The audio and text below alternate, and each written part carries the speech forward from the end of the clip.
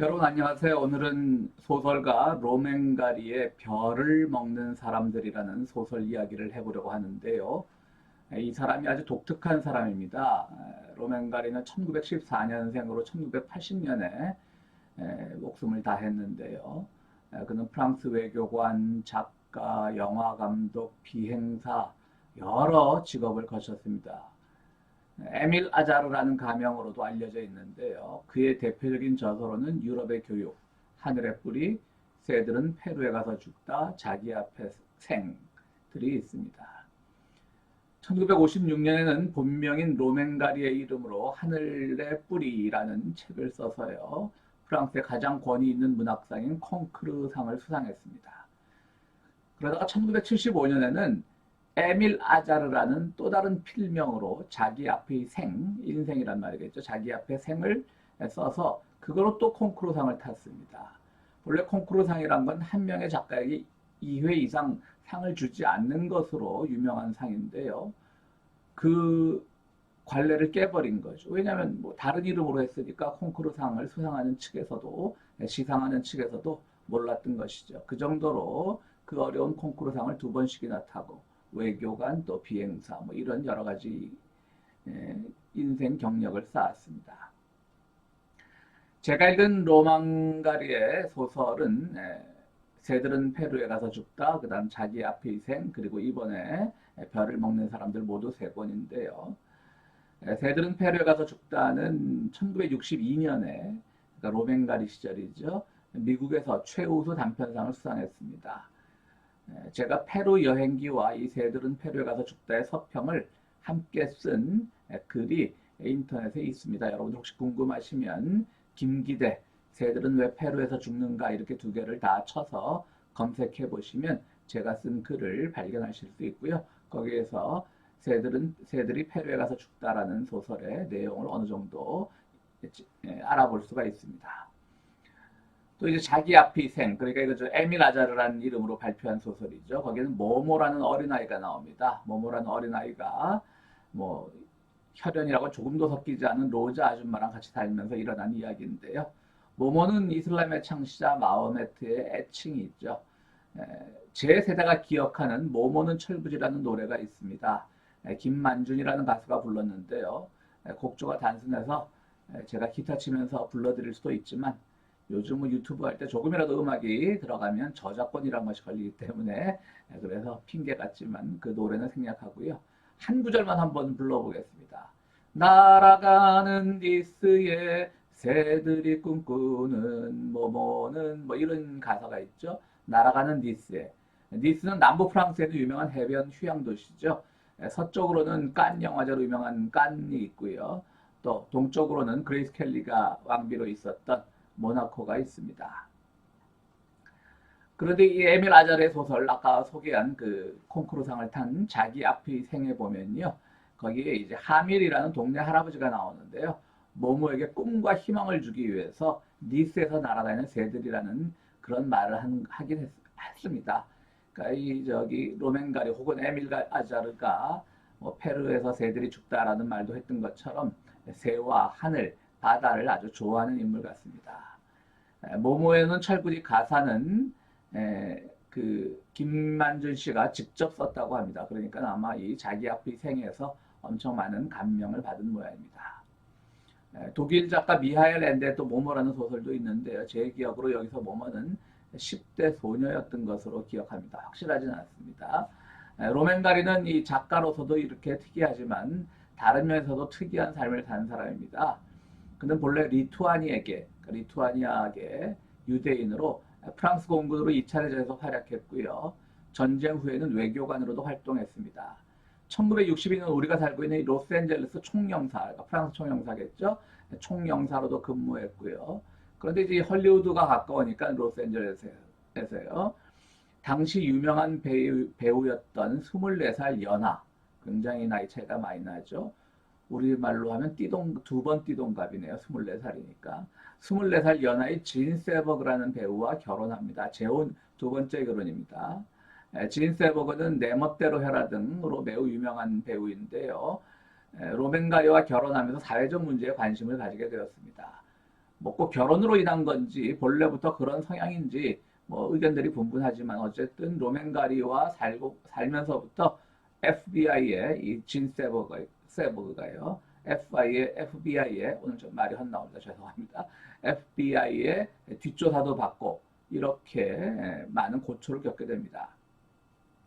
진 세버그는요, 인종차별 문제, 또 여성차별, 반전운동 이런 데 적극적으로 뛰어들었고요. 또 급진적인 흑인 결사단체 블랙팬서라고 있죠. 그것에도 많은 관계를 했습니다. 본인은 흑인이 아님에도 불구하고요. 그래서 FBI의 표적이 된 것이죠. 특히 그 FBI는요, 그 세버그에게 도청, 미행, 협박을 다 했다고 합니다. 심지어는요, 그 블랙팬서의 지도자 중 한 명과 내연의 관계다. 그래서 진 세버그가 로맨가리와의 사이에서 아이를 하나 낳았는데 또 두 번째 아이를 임신했을 때 그 아이가 로맨가리의 애가 아니라 바로 블랙팬서의 흑인 지도자 중 한 명의 애라는 소문이 돌았습니다. 이 소문도 훗날 밝혀졌지만 다 헛소문이고 FBI에서 퍼뜨린 겁니다. 근데 심지어는요, 그 권위 있는 시사 주간지인 그 뉴스윅에도 이 기사가 날 정도였다고 합니다. 그러니까는 뭐 우리가 요즘 한국 언론을 보면서 기레기 하는데 미국도 이런 기레기의 시절이 다 있었던 것이죠. 뭐 지금도 미국이 또 기레기가 아니라고 할 수도 없는 것이고요. 블랙팬서는 영화로도 유명하지만요, 실제로는 흑인 민권 단체였습니다. 지금 화면에 보시면 그 위키피디아에서 나온 블랙팬서의 이야기가 잠깐 나오고 있는데요.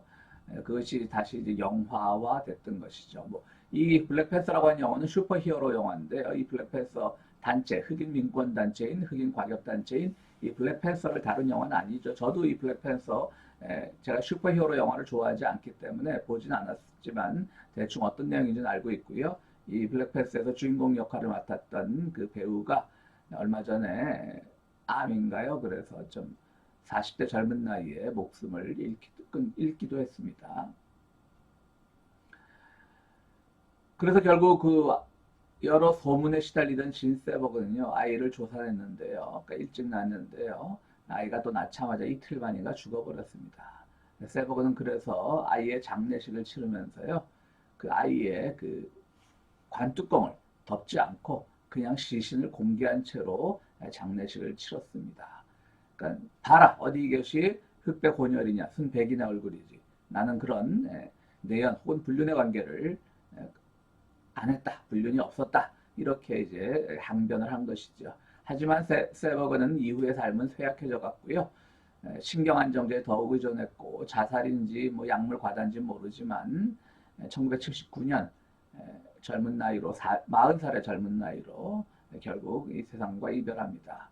그리고 그녀의 그 세버그의 죽음 이후로부터 1년 뒤 1980년 66세의 나이.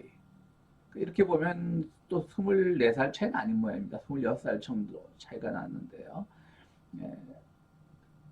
그 로맨가리도 권총으로 자살합니다. 연이어 자살했던 것이죠. 그 전에 이미 이혼의 과정을 거쳤습니다. 그러니까 더 이상 진 세버그는 로맨가리랑 살 수 없다서 이혼하고 이제 각자 살았는데, 진 세버그가 자살인지 약물과다인지의 원인을 알 수 없는 것으로 생을 마감했을 때 그 뒤 1년 뒤 로맨가리도 같이 목숨을 끊은 것으로 봐서 두 사람의 사랑이 깊었던 것이 아닌가, 그런 생각을 해보게 됩니다. 워낙 특이한 사람이라 소개가 길어졌습니다. 오늘 읽을 소설은 그가 로맨가리 본명으로 쓴 별을 먹는 사람들인데요. 로맨가리의 대표작 목록에도 사실 들어가 있지 않습니다. 이것이 미국에서는 영어로, 그러니까 1961년에 제일 먼저 발표가 됐고요. 1966년에 또 프랑스어로 발표를 했습니다. 그러니까 보면 볼수록 로맨가리라는 사람이 참 상대방 뭐 독자나 혹은 그를 기억하는 사람들에게 참 자괴감을 느끼게 하죠. 많은 경력을 쌓았을 뿐 아니라 영어 또는 불어, 뭐 프랑스 출신이니까 불어를 잘하는 건 당연하겠지만 영어로도 이렇게 소설을 써냈던 것이 66년에 또 자기가 스스로 불어로 번역해서 스스로 써내기도 했습니다. 굉장히 오래된 소설인데요. 그럼에도 불구하고 한국에는 한 5년 전쯤에 번역될 정도로 뭐 이렇게 알려져 있던 소설은 아닙니다. 결론부터 말하자면 좀 지루하고 인물 설정이 보여주고자 하는 내용이 너무 지규적입니다. 좀 소설 읽는 것은 은유의 맛이 있고 조금 그 은유를 통해서 해석학적으로 이걸 누구를 의미하는 것일까? 이것이 어떤 사건일까? 라는 것을 좀 짐작하는 맛이 있어야 되는데 그것이 좀 직유에 가깝다. 제 느낌은 이렇습니다. 제가 이 소설을 알게 된 것은 정광훈에 대해서 글을 쓰려고 여러 가지를 검색해 보다가 로맨가리의 소설 중에 목사가 중요한 역할을 하는 소설이 있다는 것을 알게 되고 그 책을 이북으로 이제 컴퓨터 북으로 전자책으로 구입을 해서 읽기 시작했습니다. 별을 먹는 사람들에서 별은 마스탈라라고 하는 가상의 그 마약이죠. 이거는 이 남미 쪽에 코카 열매가 많지 않습니까? 근데 코카 열매보다도 더 강력한 효과를 지니는 마약의 한 종류라고 합니다. 그러니까 이 실제 존재하는 마약은 아니고요. 그러니까 마스탈라라는 마약을 로맨가리는 이제 소설에서 하나를 만들어내는 것이죠. 왜냐하면 이 소설의 근거가 되는 배경이 되는 나라 이름도 나오지 않아요. 소설은. 근데 남미에 있는 한 가상 국가입니다. 그리고 그 가상 국가를 몇십 년째 독재로 이끌고 있는 알마요라고 하는 독재자에 대한 이야기입니다. 그러다 보니까 뭐 그 나라도 가상 국가고 심지어 나라 이름도 소설에서 나오지 않고요. 어쩌면 또 나라 이름을 밝히지 않은 것이 또 국경이라는 것이 나라라는 것이 국가라고 하는 것이 무슨 의미가 있겠나라고 하는 또 로맨가리의 생각을 담은 것이 아닌가 그런 생각도 해보는데요. 그 가상의 나라의 그 대통령, 그러니까 독재자죠.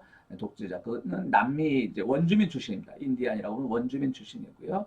또 마스탈라는 그 원주민들이 즐겨 먹던 코카인 같은 마약 성분이 코카인보다 더 강한 그런 것을 사람들이 이제 약칭으로 그렇게 별칭으로 별이라고 불렀고요. 제목에서 알 수 있듯이 별을 먹는 사람들이란 뜻은 모든 사람들이 다 환각적이라는 것이죠. 자기 의식이 없고 다 환각적이라는 것이죠.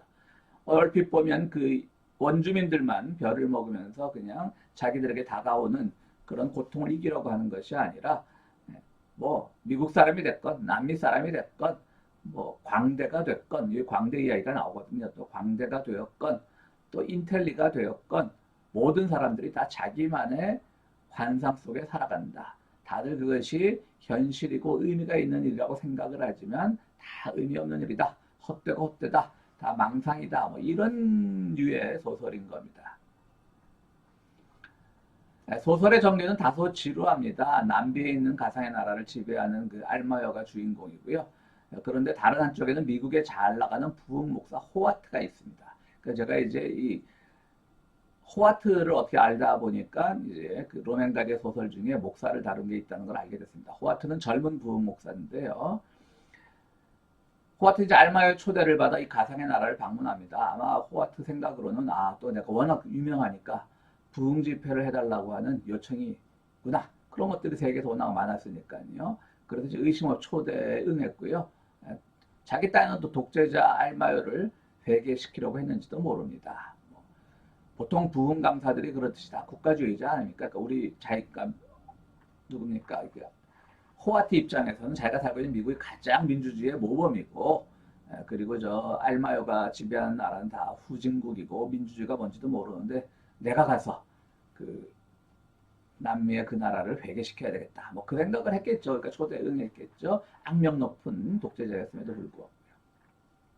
근데 희한하게 거기 초대된 사람들은 덴마크 출신의 복화술사. 그러니까 자기 입은 벌리지 않고 뭐 인형이나 이런 것들을 손으로 놀리면 이렇게 움직이면서 말을 하는, 그래서 대화하는 식으로 하는 복화술사가 있었고요.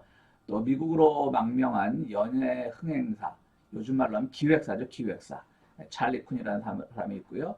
물구나무 서서 바이올린을 연주하는 루마니아 집시 스타일의 사람도 있었고요. 또 미국 변호사도 있었고요. 또 쿠바우. 이 사람은 왜 나왔는지 모를 정도로 이제 그 일행들이요. 나중에 이 사람이 뭐 그 호와트의 그 생각의 변화에 많은 영향을 미치는데요. 이 쿠바 사람도 나옵니다. 그래서 이 모든 사람들을 초대해서 나이트클럽, 그러니까 대통령이 독재자가 아마 나이트클럽도 운영한 모양이에요. 알마요가 나이트클럽 엘 세뇨르라고 하는 나이트클럽에서 성대한 이제 파티를 여는 것으로, 성대한 쇼를 하는 것으로 그렇게 이제 많은 사람들이 생각하고 있었습니다. 그런데 그 나라에 도착해서 이제 엘 세뇨르로 가는 도중에 모두를 사살하라는 명령이 알마요로부터 떨어집니다. 그러니까 책임자는 의아한 것이죠. 몇 번이나 알마요에게 전화해서 정말입니까? 정말 이들을 다 죽여야 됩니까? 물어보는 거죠. 자기가 봐도 이렇게 하게 되면 미국에 완전히 미국을 건드리는 건데 미국한테 도발하는 건데 이게 가능한가? 아무리 우리 지도자가 반미적인 지도자라고 했을지라도 가능한 것인가? 그리고 코아트는 아니 알마요는 다 죽여버려 이러는 거다 전화로. 그러니까 또 이제 책임자는 아 여기 카카 여기 당신의 어머니도 있고 애인까지 있습니다. 다 죽이란 말입니까? 다 죽여 이렇게 되는 겁니다. 황당하게 이제 소설이 앞부분도 황당하게 시작을 하죠. 그럼 그 이유는 뭐냐?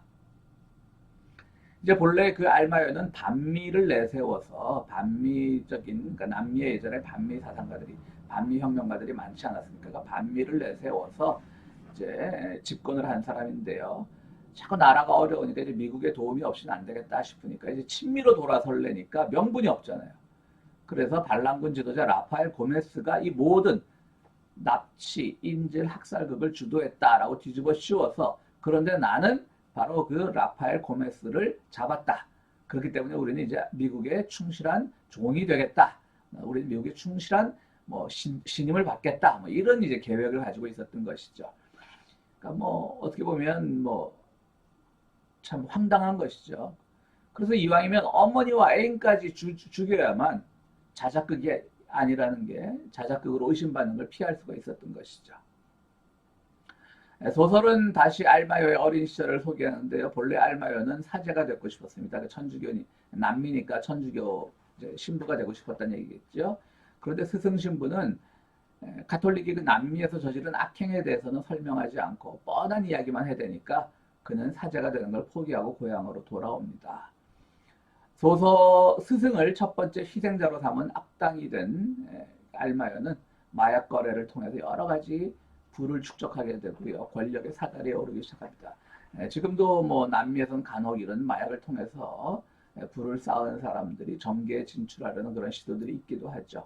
뭐 어떻게 보면 이게 1961년에 처음 쓰여진 소설인데 그때부터 이 로맨가리는 그런 남미에서의 부패 이런 것들을 다 알고 있었던 것 같습니다. 그리고 그는 뭐 경찰도 건드릴 수 없는 자기 사설 부대도 만들고요.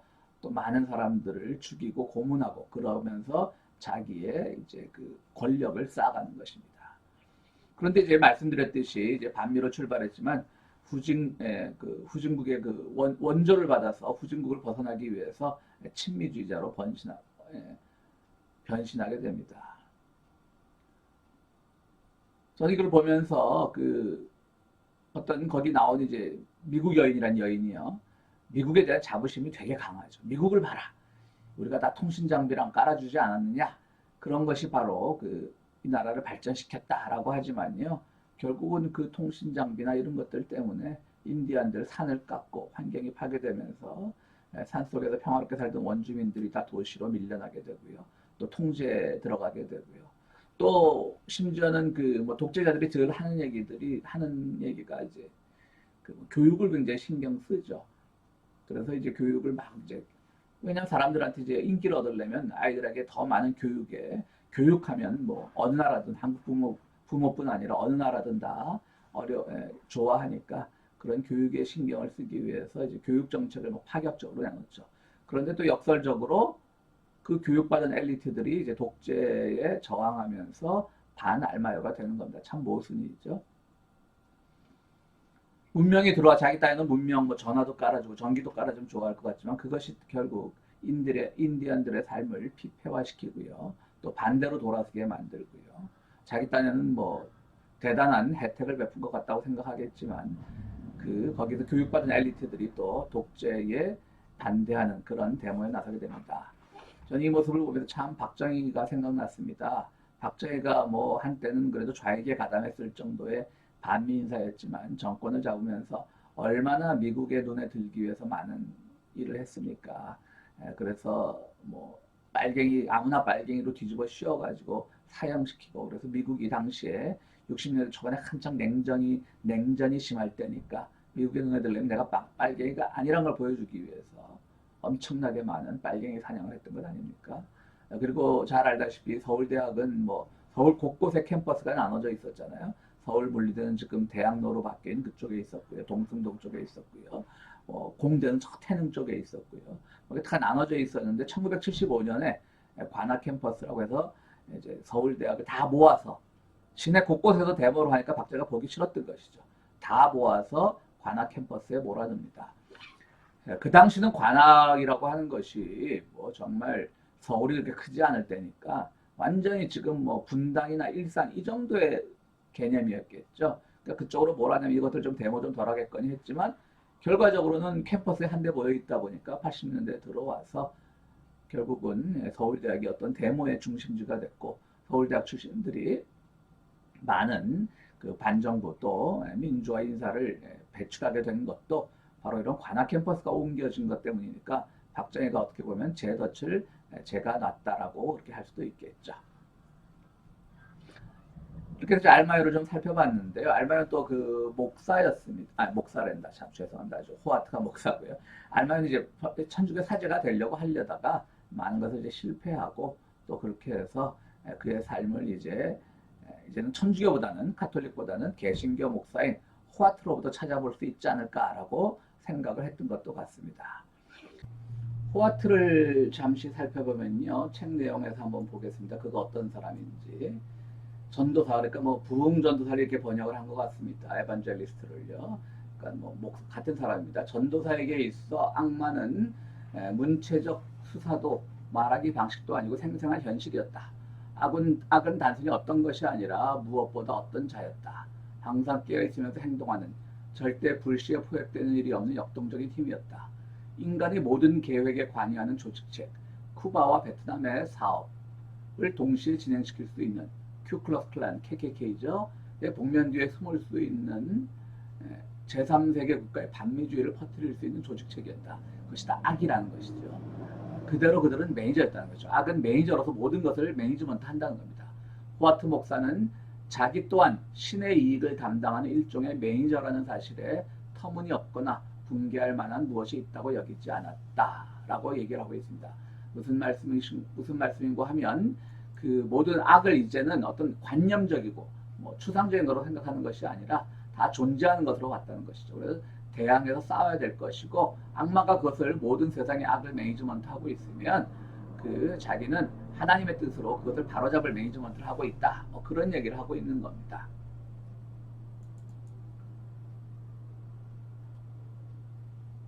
또 보면요. 호와트 박사는 유명한 영화 배우들보다 자주 신문 기사의 소재가 되었다. 비난이나 불만, 악에 찬 야유가 논평에 끊이지 않았지만 자기 적수와 신복들의 반응을 알아두기 위해 주의 깊게 그것을 읽었다. 전도사는 모욕을 담담하게 받아들였다. 신조차도 신성모독을 벗어날 수 없었기 때문이다. 그가 중요하게 여긴 것은 결과물이었다. 그런데 한 달 전쯤 뉴욕의 플로 그라운드에서 설교할 때 진정한 승리의 순간을 맛보았다. 플로이드 패터슨 대 캐시어스 클레이의 권투 시합 때보다 더 많은 관중이 모였고 구장 역사상 가장 비싼 입장료를 기록했다. 그는 미국 박스오피스 사상 가장 유명한 스타가 되어가고 있었다. 호와트 박사는 세금을 제외하고 교회에 매년 100만 달러 가까이 벌어다 주었다. 그러니까 이제 뭐 세상에 무서울 게 없는 사람인 거죠. 그러니까 악마와의 대항을 정말 권투 경기하는 것처럼 그렇게 진행했던 사람입니다. 이걸 보면서 야, 이 로맨가가 대단하다. 실제로 미국의 그 대표적인 방송 부흥사들 보면요, 레슬러 출신들도 많아요. 대표적인 것이 크리스 월레이라고요. 저기 그 영어 위키피디아에도 제가 써놨는데요. 그 사람 이름으로 마스크드 세인트, 그러니까 뭐 마스크 쓴 성자 뭐 이런 것이 또 영화화로도 되고 소설로도 나왔습니다. 그러니까 이 로맨가리는요, 61년에 이미 앞으로 미국 개신교가 어떻게 퍼져나갈 것인가를 예측을 했던 것 같아요. 60년대 초반이 이렇지 않았었거든요. 미국의 그 소위 말하는 기독교 윤리학적으로 사회윤리학적 기독교가 굉장히 그때는 우위를 점하고 있었기 때문에 뭐 유명한 신학자들도 많았고요. 폴 틸린이 뭐 여러 가지 유명한 신학자들, 미국에서 활동하는 신학자들도 많았고요. 그런데 이제 이 유럽 쪽에서 칼바르트 같은 사람이 유명하던 시절이고요. 그런데 이제 이것이 이렇게 된 게 한 70년대 후반이거든요. 중후반부터 이렇게 미국 기독교가 천박해졌는데, 그렇게 보면 참 로맨가리는 모든 것을 예측하고 있었던 것이 아닌가라는 생각을 해봅니다. 여기 쿠바 사람 얘기도 나오는데요. 61년이면 이제 쿠바가 쿠바의 그 피그만 공격 아시죠? 그 이제 미국에 도망 나와 뭐 탈북이 아니라 탈쿠바 한 사람들 그런 카스트로 정권에 이제 반기를 많이 든 사람들을 중심으로 그 혁명을 일으키려고 쿠바의 피그만이라는 데 이제 상륙을 시켰다가 완전히 그냥 속된 말로 박살이 나는 그런 사건이 있었죠.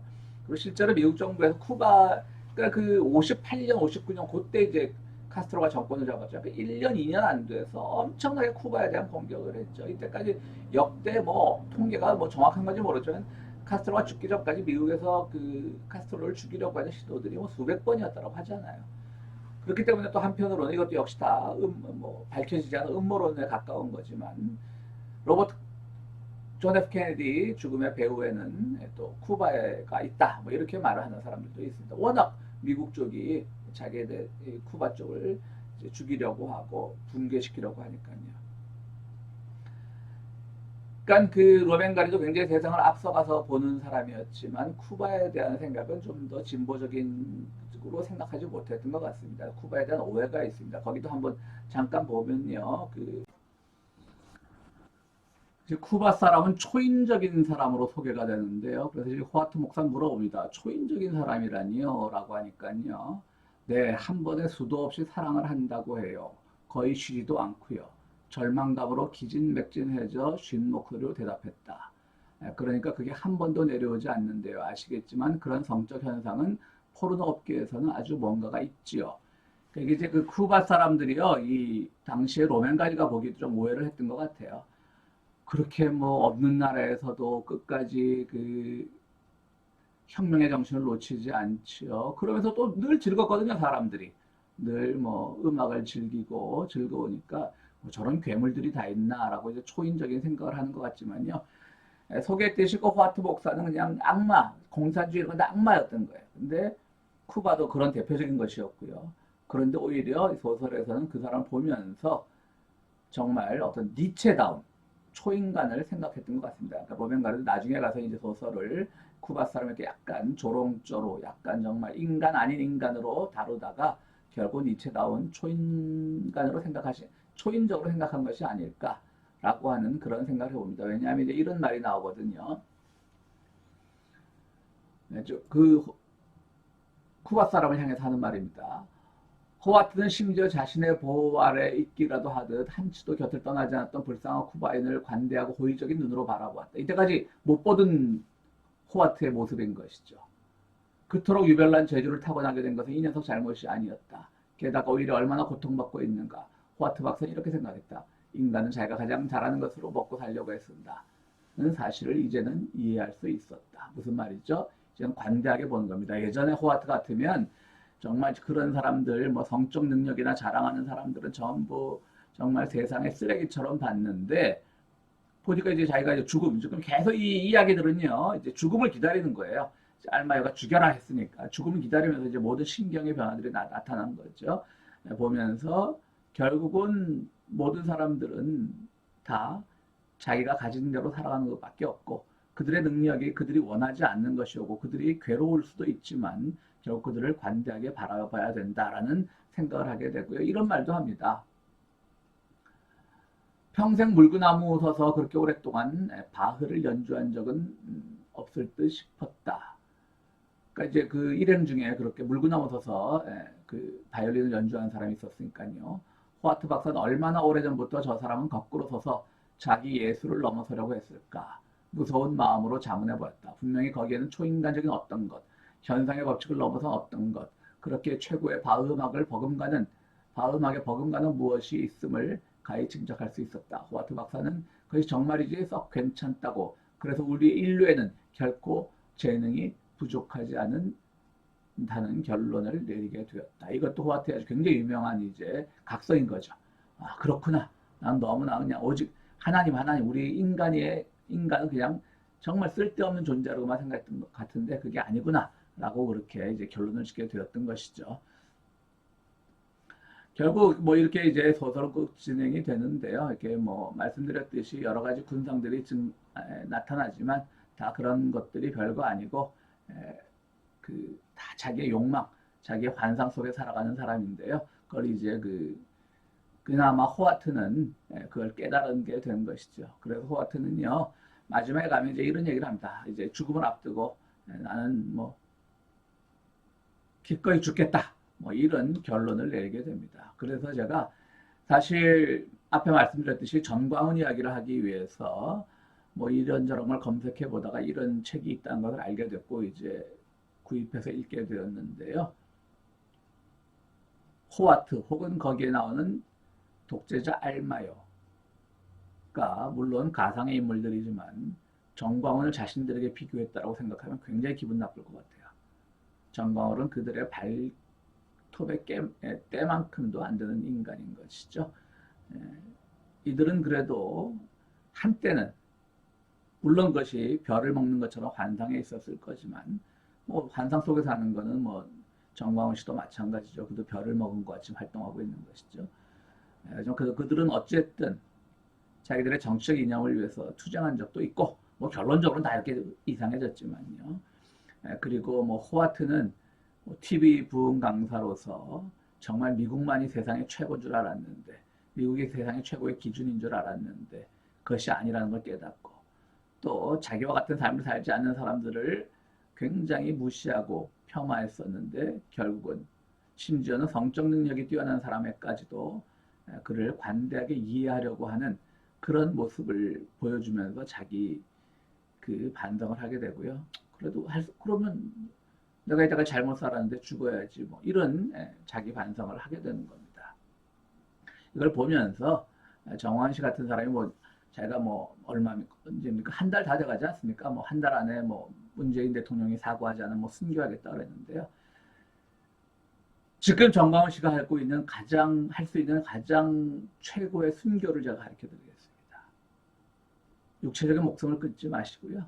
정신적으로, 역사적으로, 인문학적, 성찰적으로 거듭나십시오. 얼마나 많은 사람들이 빨갱이라는 거짓 것에 속아서 죽어갔는지. 그리고 그것은 빨갱이였던 박정희가 자신의 신분 세탁을 위해서 M1 사람들을 희생시킨 결과였는지를 감옥에 있으면서 책도 좀 읽어보고 그러면서 내가 속았습니다. 미국이 최고의 나라인 줄 알았는데 그게 아니었습니다. 나는 그저 예수 안 믿는 사람들은 다 허접한 인간들인 줄 알았고 그랬는데 그게 아니었습니다. 그들이 어떤 삶을 살아가든지 그 안에 다 최선의 모습이 있었습니다. 라고 하는 그것을 깨달으면서 약을 끊어야 되는 거죠. 그러니까 그가 이때까지 먹어왔던 가상의 마스탈라 같은 약을 끊고 이제는 좀 거듭나면 정말 자신이 죽는 거니까 그거야말로 최고의 순교가 아니겠습니까? 그래서 좀 이런 인문학적 성찰도 하고 소설도 좀 보고 그러라는 뜻에서 이 책을 한번 여러분들에게 소개해 봤습니다. 뭐 말씀드렸듯이 이게 정광훈하고는 전혀 비교될 거리가 없는데 목사가 소재인 소설을 찾다 이 책을 찾아 소개했는데요.